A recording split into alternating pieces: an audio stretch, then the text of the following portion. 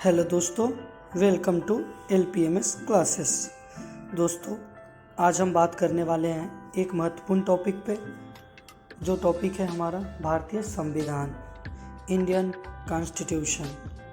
तो दोस्तों, हम इसका आज करेंगे भाग वन में बताया गया है संघ एवं उनके राज्य क्षेत्र के बारे में। ठीक है जी, तो हम आज इसको देखेंगे भाग वन को। भाग वन में अनुच्छेद 1 से लेकर 4 तक के बारे में बताया गया है। तो दोस्तों, हमारे इस LPMS चैनल को सब्सक्राइब कर लें, जिससे कि इंडियन कॉन्स्टिट्यूशन से रिलेटेड जितने भी वीडियो होंगे आपके पास पहुंच जाएं। और हम IPC के भी क्वेश्चन करा चुके हैं, IPC के सिलेबस करा चुके हैं।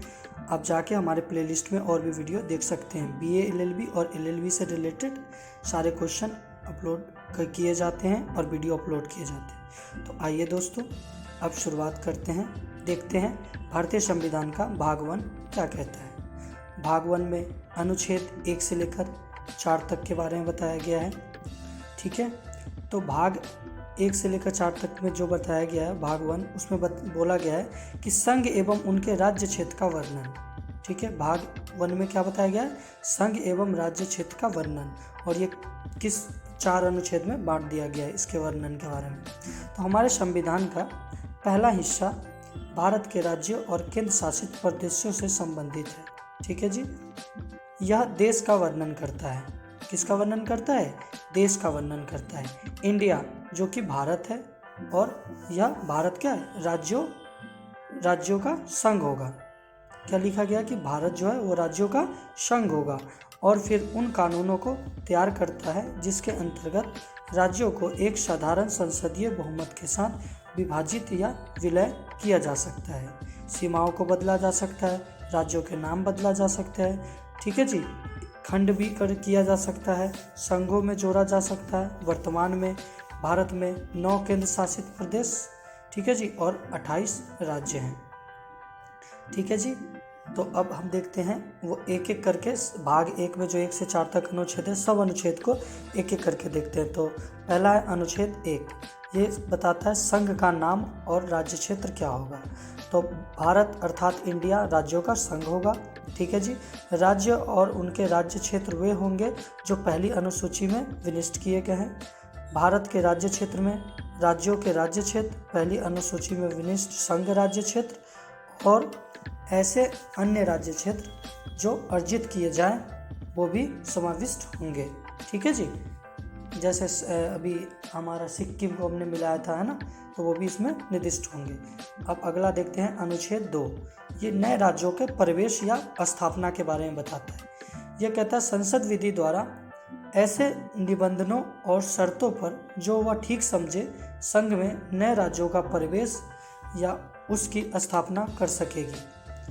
भारतीय संविधान अनुच्छेद 3 देखते हैं। ठीक है, संविधान अनुच्छेद 3 देखते हैं।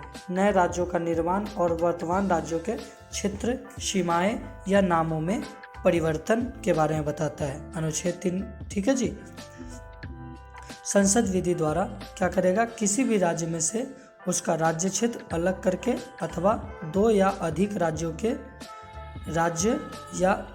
राज्यों के भागों को मिलाकर अथवा किसी राज्य क्षेत्र की किसी राज्य के भाग के साथ मिलाकर नए राज्य का निर्माण कर सकेगा।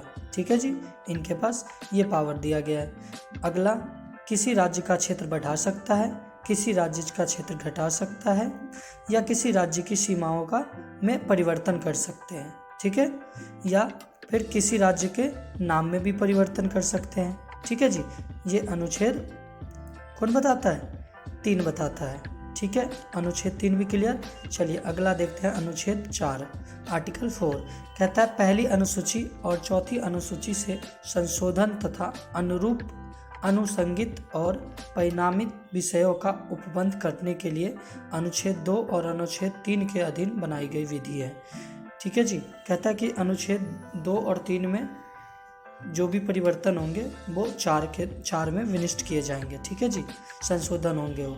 अनुच्छेद 2 या अनुच्छेद 3 में निर्दिष्ट किसी भी विधि में पहली अनुसूची और चौथी अनुसूची के संशोधन के लिए ऐसे उपबंध अंतर्विशिष्ट होंगे जो उस विधि के उपबंधों को प्रभावित करने के लिए आवश्यक हो, तथा ऐसे अनुपूरक, अनुषंगिक और परिणामिक उपबंध भी जिनके अंतर्गत ऐसे विधि से प्रभावित राज्य या राज्यों, संसद में और विधानमंडल या विधानमंडलों में प्रतिनिधित्व के बारे में उपबंध है, अंतर्विशिष्ट हो सकेंगे, जिन्हें संसद आवश्यक